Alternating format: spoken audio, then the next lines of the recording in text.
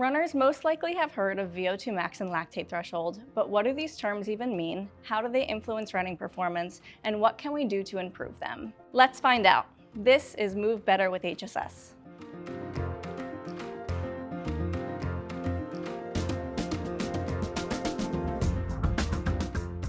My name is Grace. I am an exercise physiologist at HSS. VO2 max refers to the maximal amount of oxygen that can be consumed during vigorous exercise.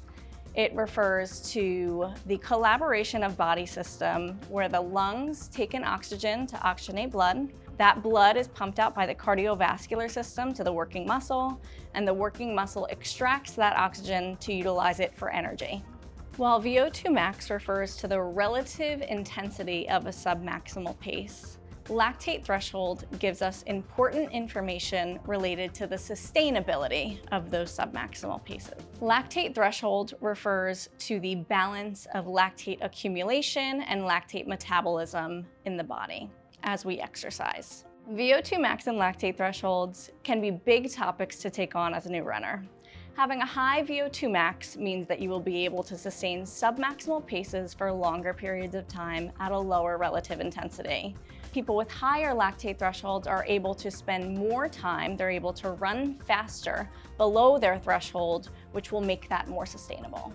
VO2 max, also known as the size of our physiological engine, is predetermined by genetics. Our genetic ceiling for VO2 max is incredibly hard to reach because it requires hours and hours of intense exercise every day. With this, new runners can likely raise their baseline VO2 max up by 10 to 30%. VO2 max is not only important for elite runners, it's also important for the everyday recreational runner, not only for health, but also for sport performance.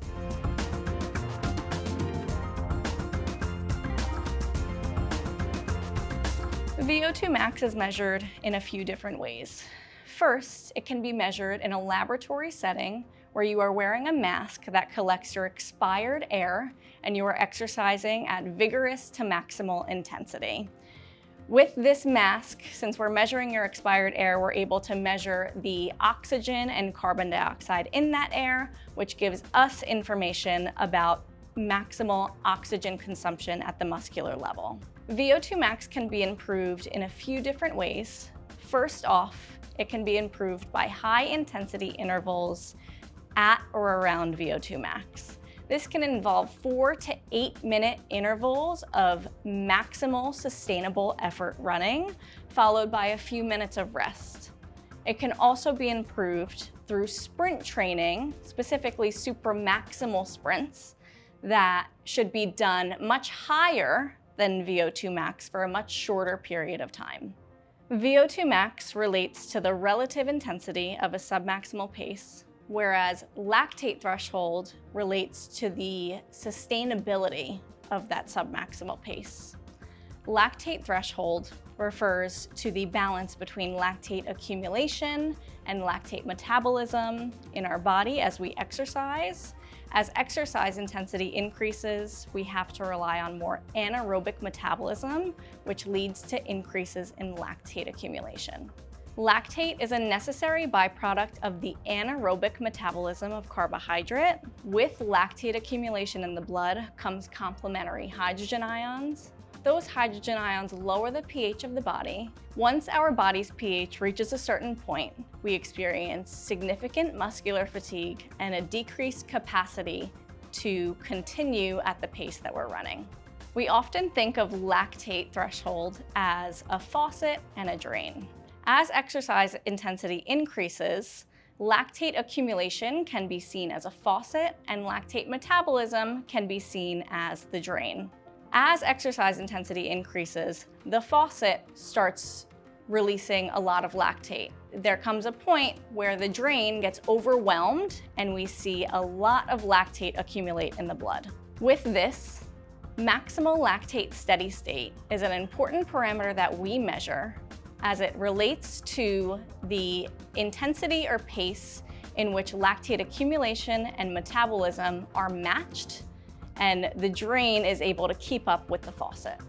Achieving lactate threshold or anaerobic threshold at a high percentage of your VO2 max will allow you to spend more time under that threshold at faster submaximal paces for longer periods of time.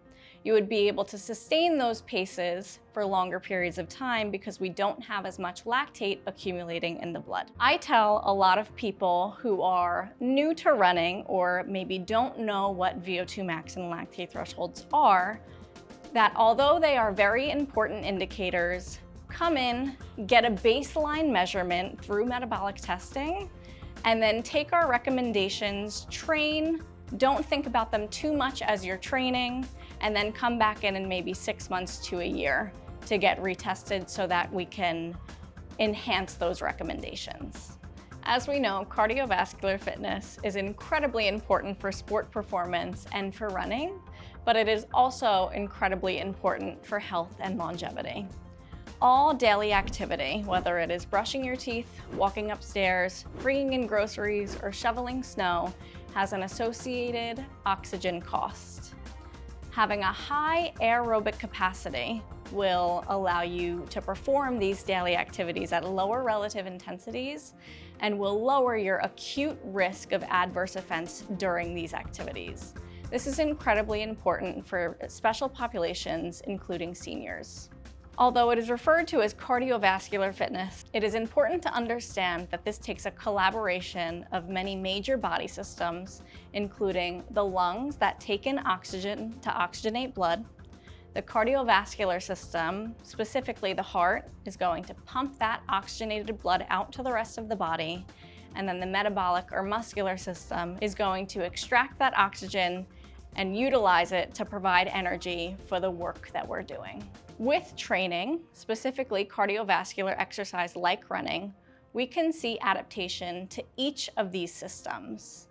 At the lungs, we see an increase in tidal volume, or the amount of air that we can take in one breath. This is going to lower the metabolic cost of breathing. At the heart, we see increases in stroke volume and cardiac output, which lead to a greater amount of blood being pumped out into the working muscles. And then at the metabolic system or the muscular system, we see increase in size and density of mitochondria, which leads to greater ATP production from an aerobic source. Cardiovascular adaptation occurs over the lifetime. This allows us to enjoy running into our later decades, and it'll keep our engine primed for years to come. Athletes want to maintain endurance, build power, and resilience. How do we do that? By having high cardiovascular fitness. This is Move Better with HSS.